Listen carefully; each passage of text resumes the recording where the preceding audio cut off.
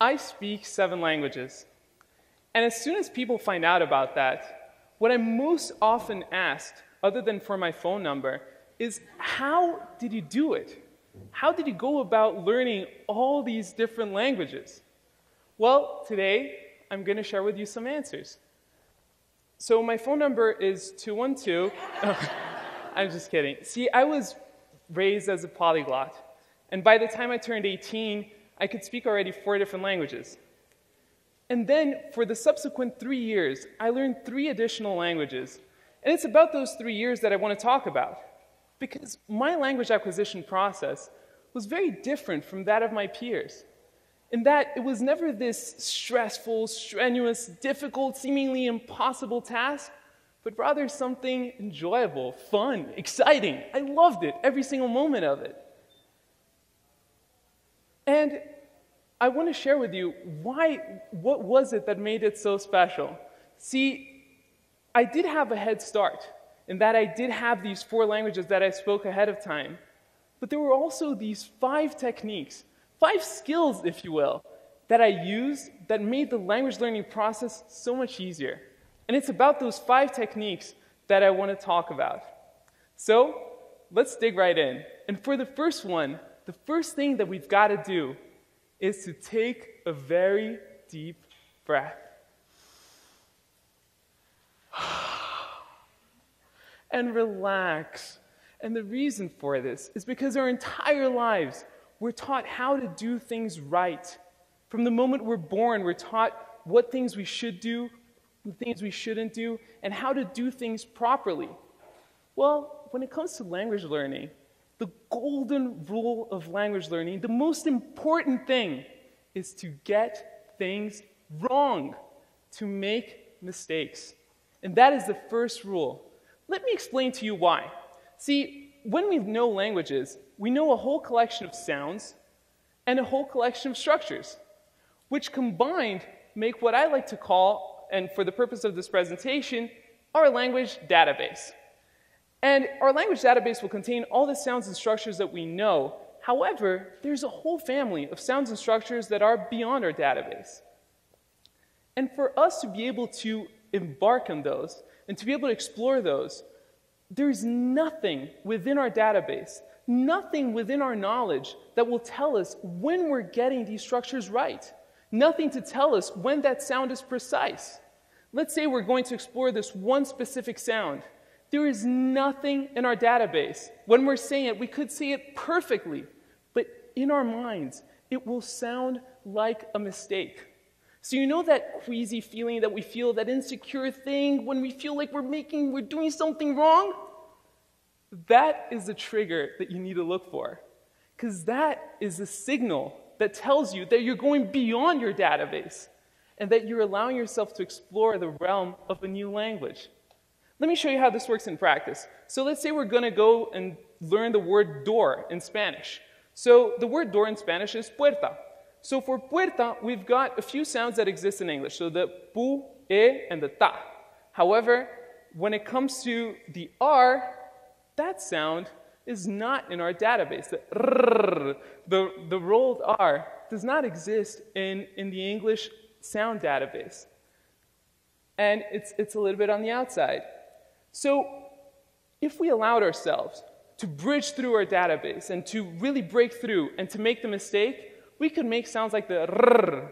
But instead, what sometimes happens is that we get the closest relative of it that is within the database, and that is the r sound.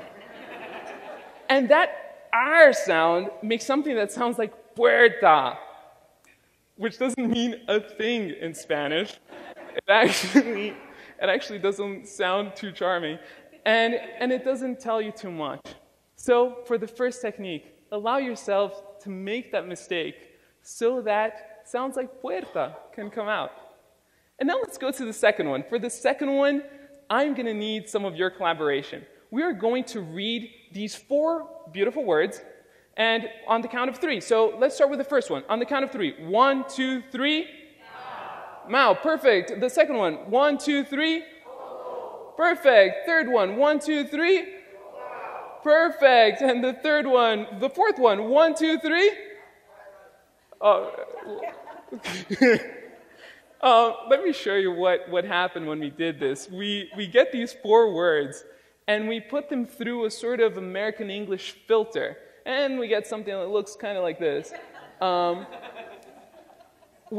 And I'll tell you the results of that. So for the first one, mão, which means hand in Portuguese, we put it through the filter, we get mau. For the second one, we get coco, which is coconut in Portuguese, or coco, which means poop.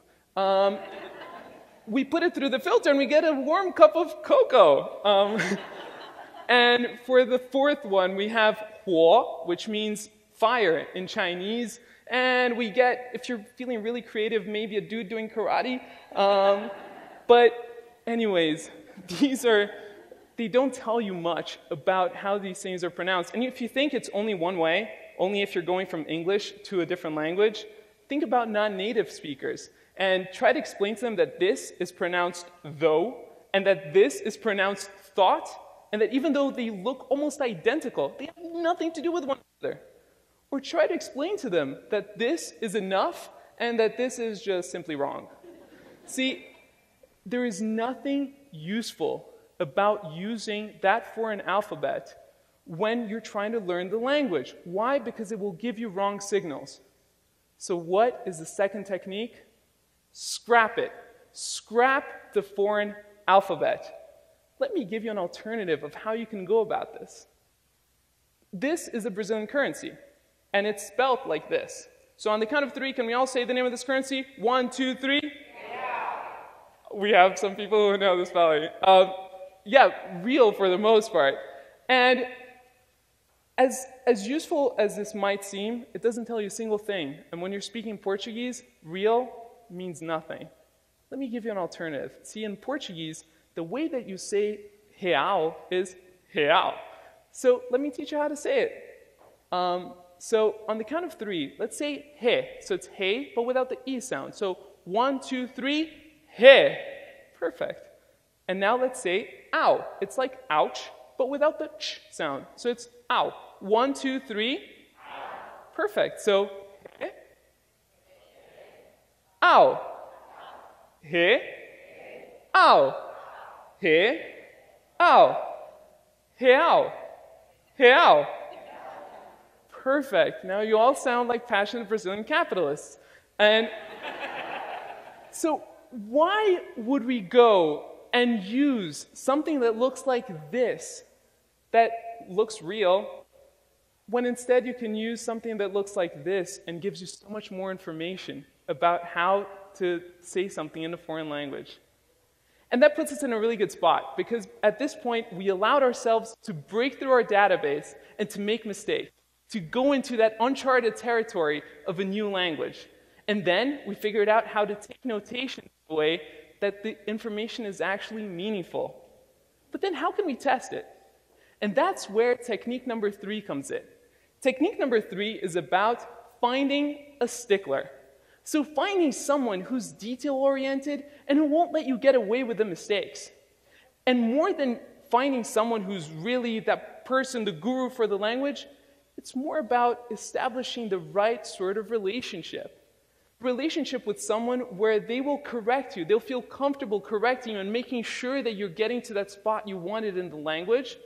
But at the same time, someone who will encourage you to get things wrong and to make those mistakes in the first place.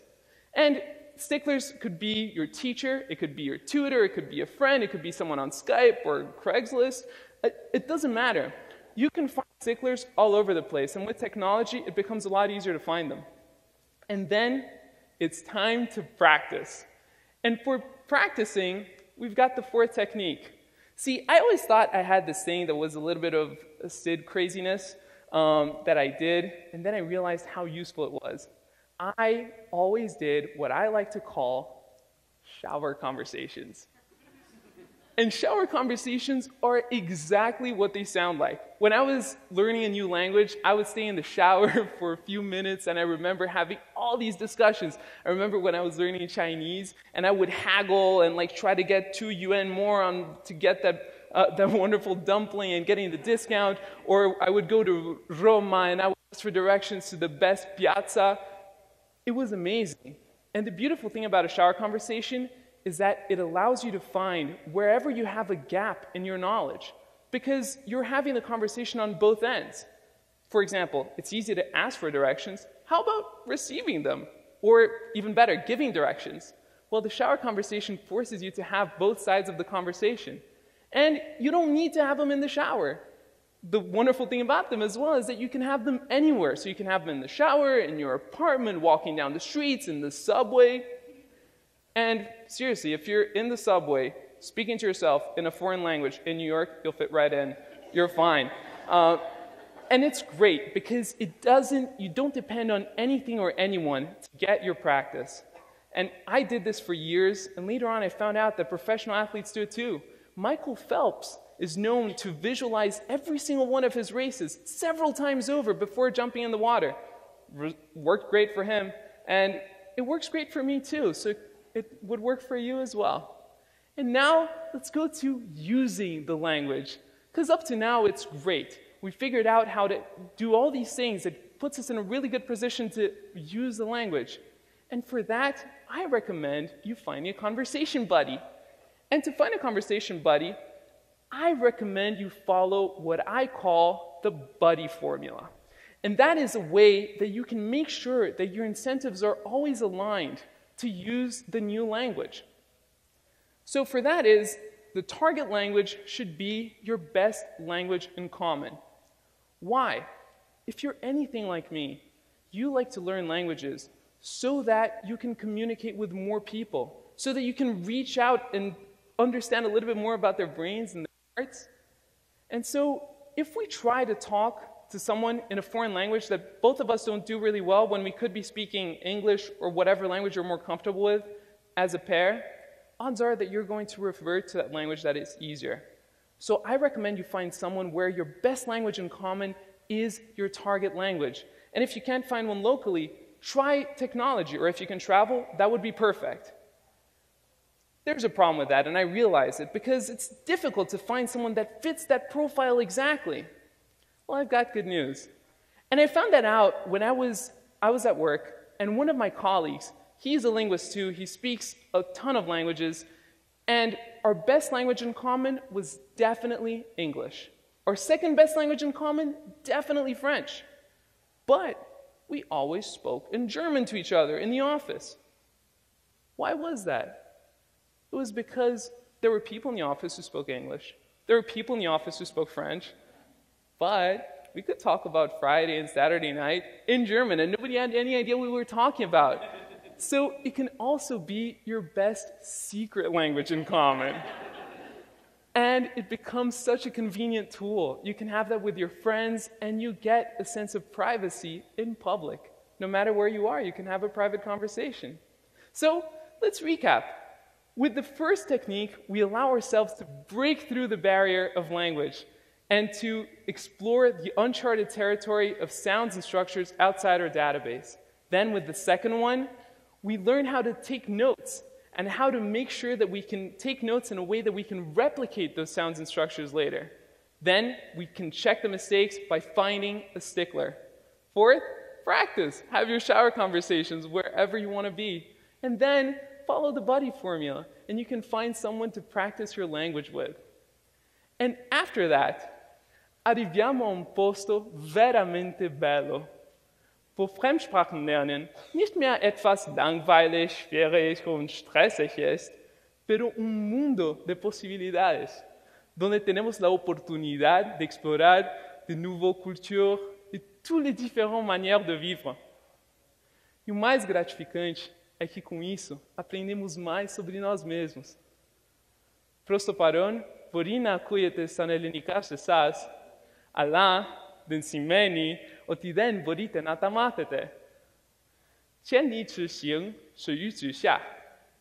没问题，因为现在你们都可以走。Thank you.